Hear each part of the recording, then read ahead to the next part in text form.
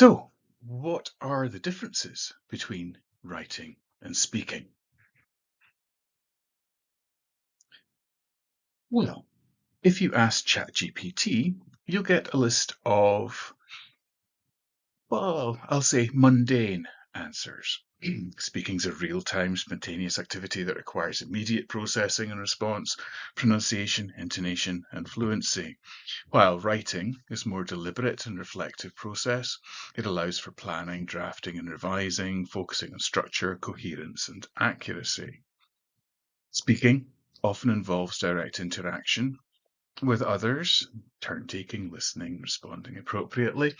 Writing is a solitary activity, though it can involve feedback and collaboration during drafting and revising stages. Speaking has a fluency focus, while writing has an accuracy focus. You get immediate feedback in speaking, but delayed feedback in writing.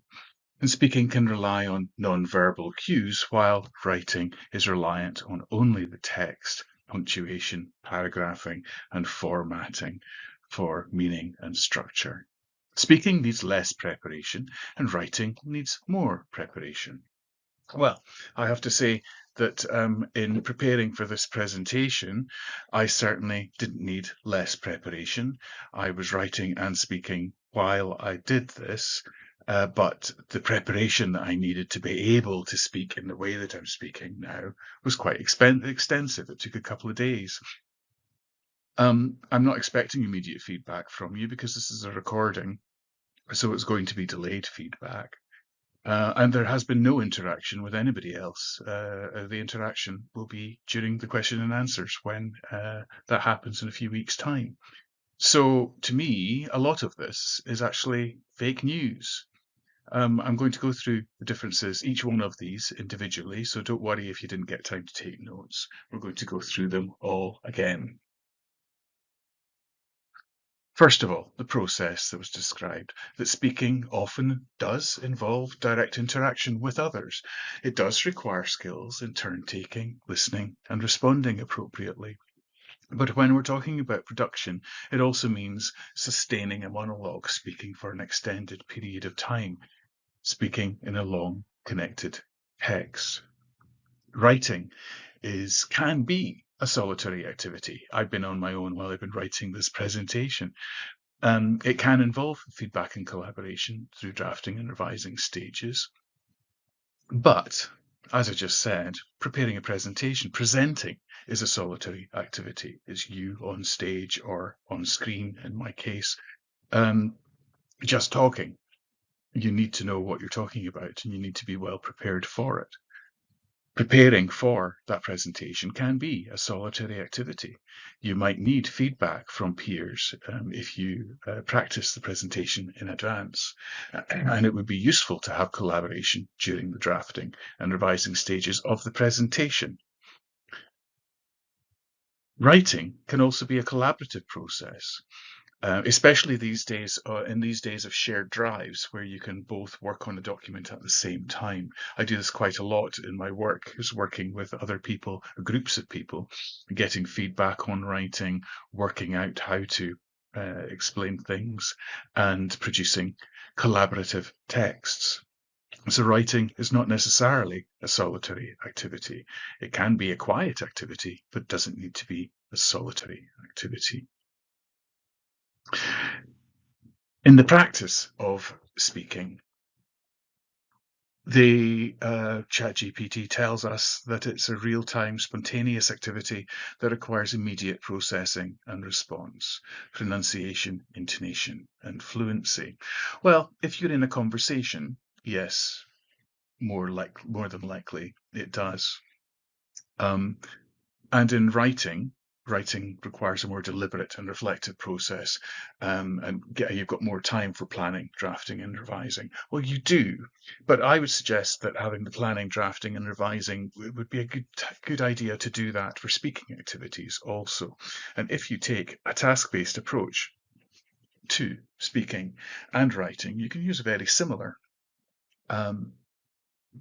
set of stages. So setting the task, getting learners to research or think about what they're going to do, then planning the product that they're going to produce, performing the writing or the speaking, reflecting and feeding back on each other's work, revising and repeating with a related topic.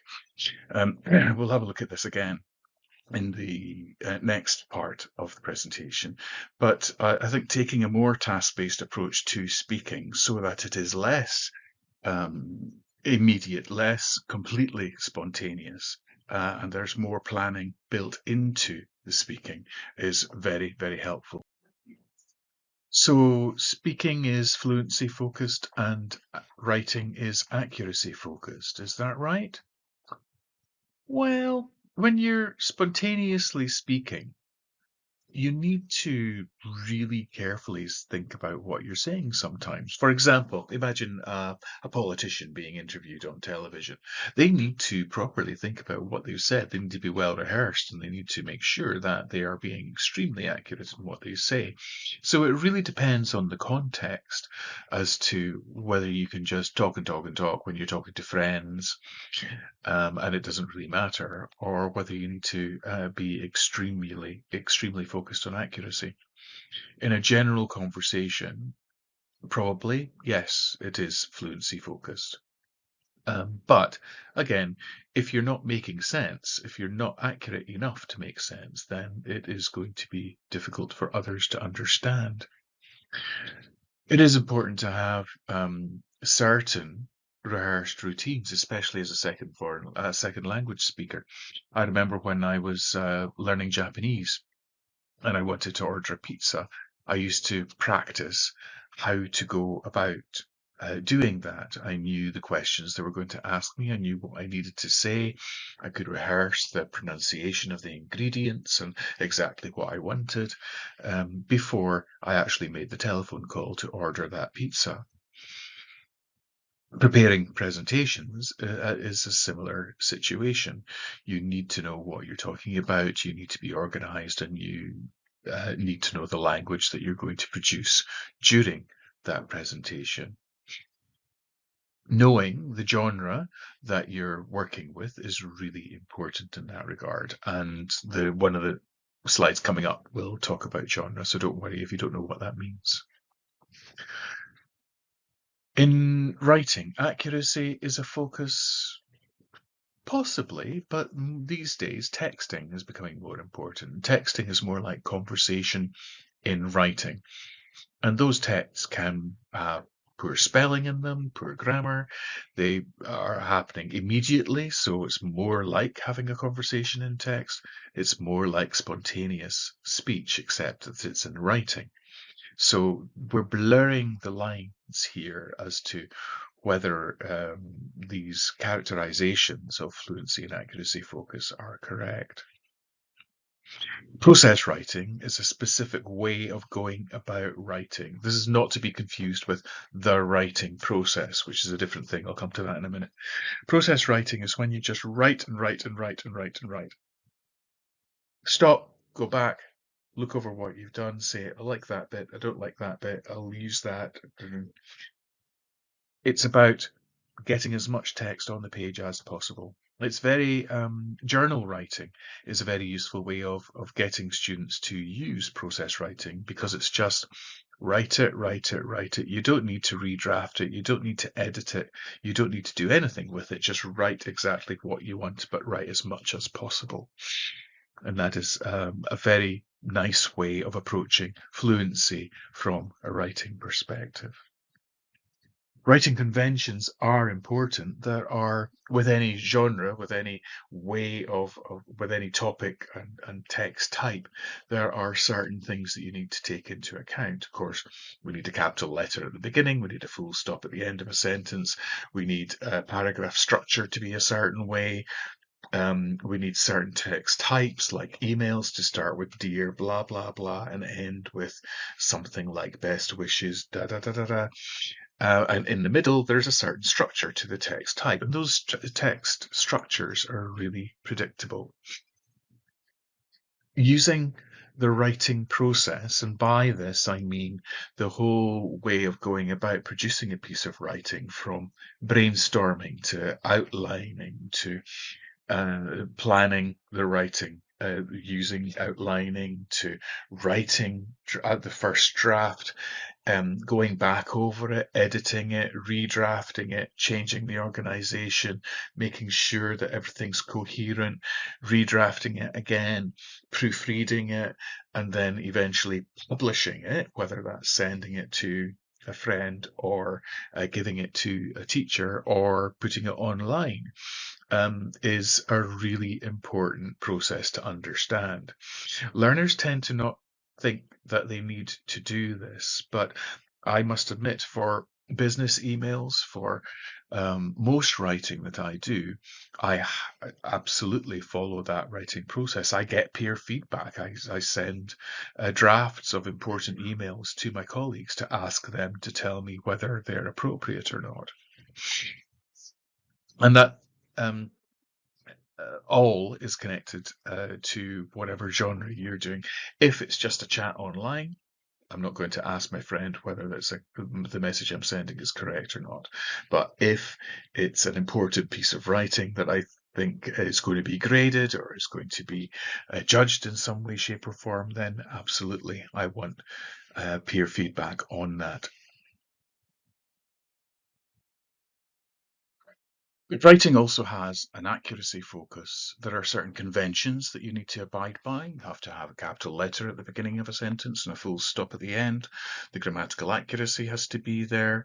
The paragraphing needs to be correct, and the structure of the text in whichever genre you're looking at needs to be adhered to. And so there's a balance between fluency and accuracy. I don't know if you've been in a situation where you're writing a paragraph and you stop and you go back and you redo it, and that's you're being fluency, and then accuracy is going back and editing and re-editing your work. When you're speaking, you stop and you go back and you backtrack and repeat something. You say that you think that's not what I meant. I need to say it again in a different way. That's your fluency and accuracy, and it's a balance. The more you focus on fluency, the less accurate you become. The more you focus on accuracy, the less fluent you become. So it's a seesaw. This picture, by the way, is courtesy of ChatGPT as well. Just ask it and it will provide. The genres that we're dealing with, there are more in writing than there are in speaking. These are the genres for A1 and A2, signs and notices, directions, technical instructions, etc. I'm not going to go through all of these. This is just to give you an idea of the kind of genres your students need to be familiar with. They don't need to be able to produce all of these. For example, you don't really need to train them in how to write menus, for example. But in so far as a menu is really just a list of foods, then that is something that is achievable for them to do and helps them to produce texts, meaningful texts, realistic texts in a practical way. On the speaking side of things, you have giving directions, messages, announcements, lectures, talks, presentations, news reports, interviews, narratives, recorded passages. At the top, it talks about interlocutors, is a partner, having a partner to talk to, and third-party interaction is about talking in a group. These all come from the Equals and British Council core inventory, by the way. So if you want to find these again, they're in that source, which was in the previous presentation. Just a little bit about genre. Here's an example of a genre conversation. You're in a hotel. There's a receptionist, there's a guest checking in, there's a certain list of questions that they have to ask. What's your name? What's your booking number? Where have you come from? Could you write your passport number down? You might have a form to fill out. That's a writing task as part of this conversation. The guest might have things that they want to ask, things like what time is breakfast? Where is the swimming pool? Where's the dining room? Those kinds of things, and the receptionist needs to give instructions to those. This is a genre of text. This is a very fixed, predictable set of questions and answers and ways of talking about something. And if you think of specific situations, you might be surprised at just how predictable conversations can be. They have very fixed formats, and you can prepare in advance for that predictability. So, do we need to prepare less for speaking and more for writing? I'm not so sure about that. I think part of our jobs as language teachers is to prepare students to be able to understand what to expect in a communication situation. I think giving students more preparation time before we have to force them to speak. A lot of learners have a long silent period, and I think giving them that preparation time helps them to think about what they're going to say, give them practice time to get it right, get it wrong, make mistakes, correct it, do it again, so that when it comes to the assessed task that you're going to give them, they can actually achieve it. It's also worth contemplating this acronym here, THINK. Is what you say true? Is what you say helpful? Is it inspiring? Is it necessary? And is it kind? There's a lot of politicians could do well to think about these principles, and I'm not going to name any names. But in writing, doing the opposite with writing, making writing tasks more spontaneous is very helpful. Getting people to write replies, hand notes to each other, get them to answer those and hand them back, and having more of a text-based conversation is useful. Exams are a particular place where we need to write things under pressure in a short period of time, and we don't have much time to do that planning, drafting, rewriting. So getting the exam practice in and using exam type questions in class is useful for helping students to pass major assignments. In feedback, again, is immediate feedback useful when you're speaking? Well, not really, because if you interrupt somebody when they're speaking, that stops the conversation. So it's not a very good idea to give immediate feedback. Overcorrection can work against the students, and helping them to reflect on their performance after their performance is actually very useful. Peer feedback is a really useful thing to do as well. Asking their peers, how did I do? Was that a good job? Could I do that any better? How could I improve that performance? And in writing, delayed feedback, yeah, that it does happen. It takes a while because we have to wait for the writing to come in. The teacher has to read it, then give feedback on it, then hand it back. But at the same time, we can give feedback on the planning side of things, on outlines that we produce before the writing is produced. Computers have a very useful function of spell checking and grammar checking. Those are immediate forms of feedback. We don't have to delay the grammar and spelling check. We can get the computer to do that for us. And it is worthwhile using checklists and self-assessments in advance of the writing, so the learners read the checklists, know what they have to do before they start writing. So if you like, feeding back before they do the task, making sure they know what the criteria are for task achievement. Peer feedback, again, very, very useful in writing, and I would encourage you to do that if you are not doing it. There are a bunch of useful resources there. I'm not going to explain them, but if you click on them and have a look at them, they're going to be very helpful to you. I'll see you in part 3.